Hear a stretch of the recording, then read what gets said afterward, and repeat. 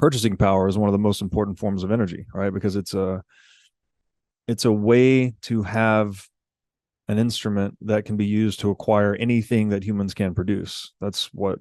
So you're tapping into the productive energies of the human race by conserving purchasing power, essentially.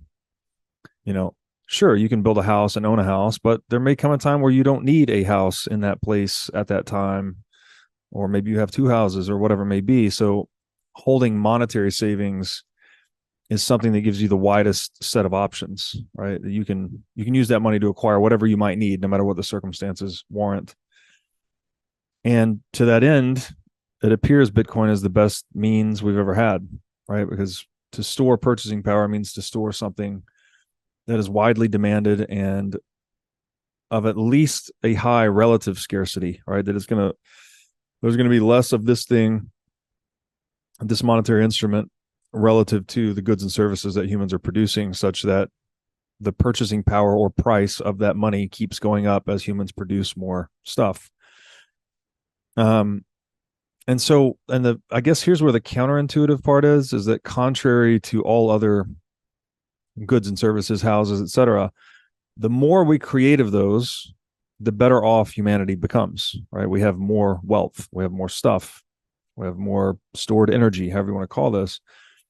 But money is the one exception to that rule, because lays claim to all the stuff, but it is not the stuff itself.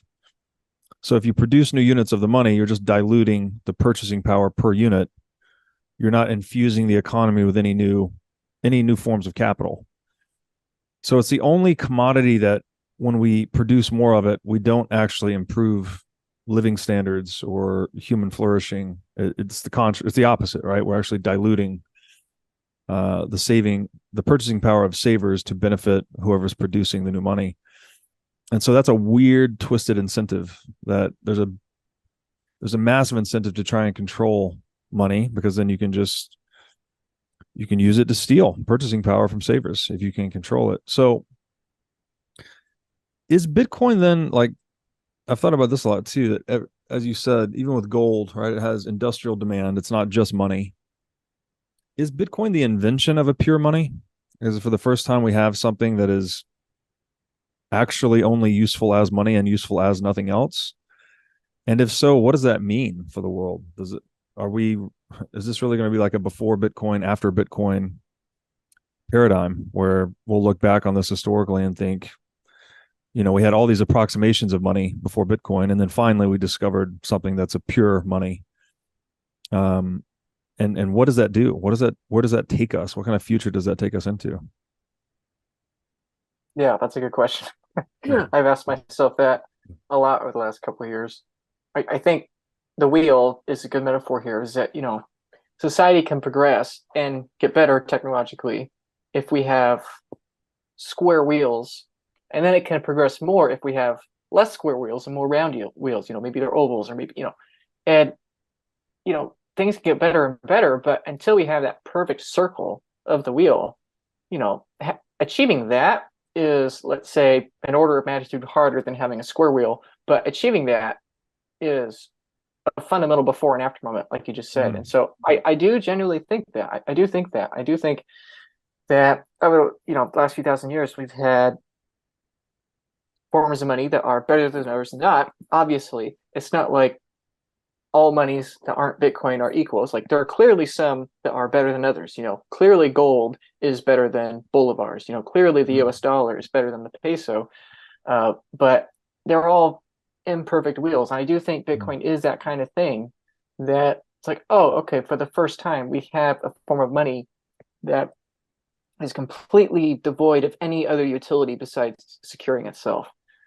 That's a problem with gold or oil or houses or stocks. We use all those things as money. We use oil as money. People say buy oil and to preserve your purchasing power because everyone uses oil, and that's true. Or same thing with gold. Buy gold because it's been around for thousands of years, and whatever, and it's used. It has utility or whatever. And houses, and I think we're so detached from what money is. Hopefully your show rectifies that. But I think we're so detached that we think that money has to have this utility, but I would argue that money is the technology that prices in all other technologies. And if Mm. money has that kind of utility, then it's no longer just communicating, it's no longer just an even board for society to communicate Mm-hmm. exchange rates and prices to each other. Now there's that distortion of demand. So if we take oil, for instance, and we look at, let's say, the lockdowns of 2020, if you're treating oil as your money, well, then dependent on certain factors here or there, maybe there's a war in the Middle East, or maybe there's a lockdown, or maybe, some new invention makes this thing that needs oil 10 times more efficient. So we need less oil. So now if you're using now if you're using oil as money, it's no longer just this way which we communicate prices with each other completely neutrally. Now it's biased. It's biased towards things that require oil. It's biased towards pricing in those. And so it's not really neutral. There's that bit of distortion. So yeah, I do think your question is correct. I do think this is a before and after moment. I do think people will look back and be like, yeah, there was before Bitcoin and there was after Bitcoin. And perhaps I'm biased to think that because I own Bitcoin, but I really do think that's the case because it's like before Bitcoin, we never had a marriage, let's say, of the analog world and the digital world Mm-hmm. in monetary form. That's Mm-hmm. what Bitcoin is. You're marrying the abstract of ones and zeros with electricity and computing power. So it's like a bridge there. We've never had that before. Bitcoin is the first time we've had an asset or a commodity that is finite with extremely high certainty, with extremely high confidence. We've never had that before.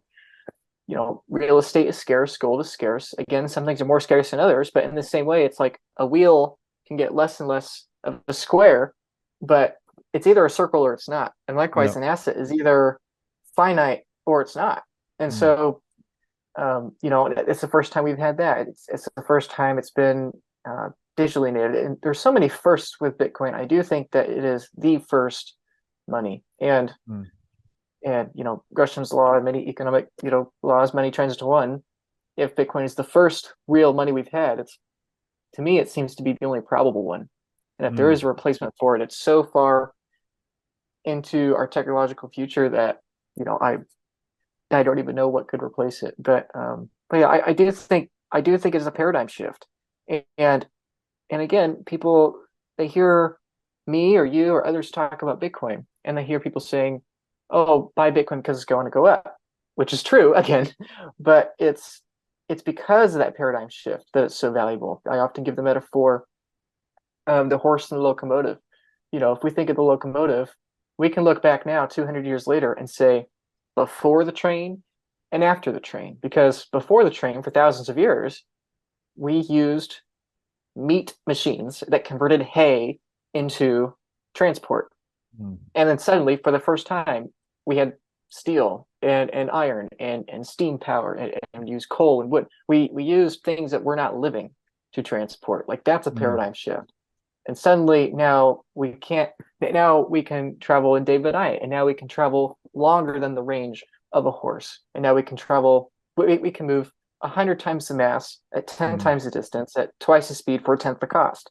Mm. And clearly the locomotive is a paradigm shift. I really appreciate you taking the time to engage with this Bitcoin content. I put in so much work into these educational services, put them out there for free, hopefully to get as many people interested in these messages as possible and having new perspectives when it comes to understanding Bitcoin. And this is because I think the first and foremost problem facing Bitcoin adoption is the need for education. And so hopefully this video has serviced that need for you.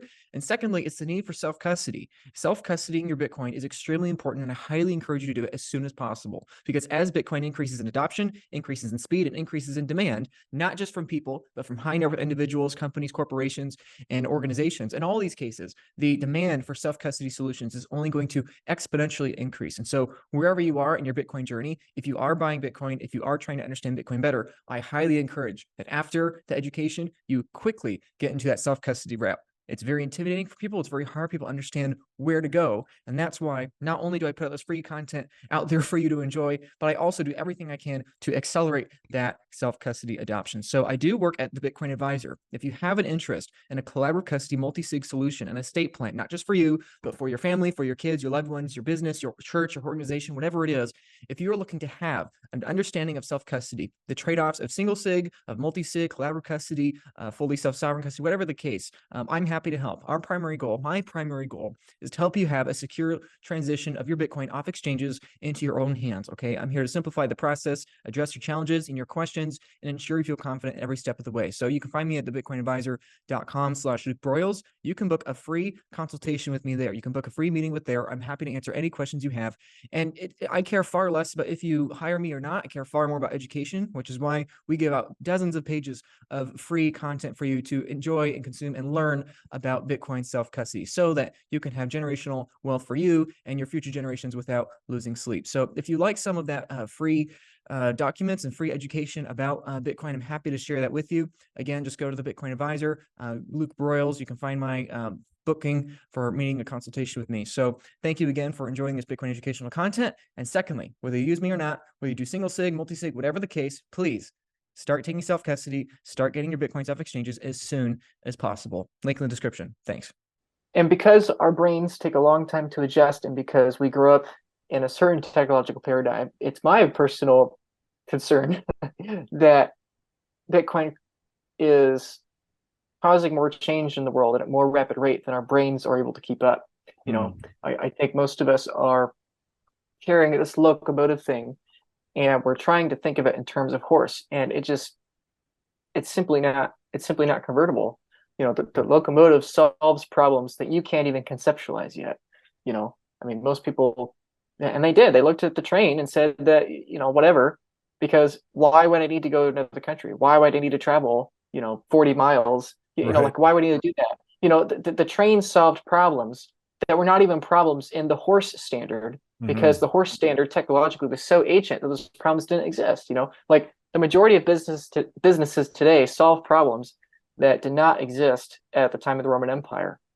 And in the same way, I think people look at Bitcoin and they're like, yeah, but what problems does it solve? And, you know, I think the majority of the value of Bitcoin becomes obvious to someone when they're thinking from the future, looking back, instead of looking backwards, trying to overlay it on the future. And so that's why I always try to approach Bitcoin from that first principles perspective and explain that Bitcoin is that paradigm shift. And because it's that paradigm shift, that's why it's becoming valuable, not just because it's the new hot thing, not just because it's the new trend. Like, this is much more than a fad. This is much more than something you buy to get rich.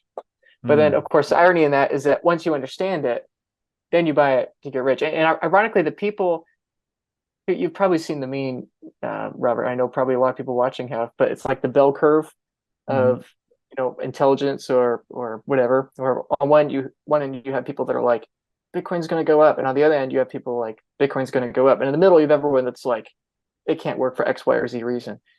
And I think what even that meme miss is that the people on the one end are much more bullish than the people on the other end. You know, someone that doesn't understand Bitcoin but is bullish Bitcoin will say Bitcoin could go to $1 million.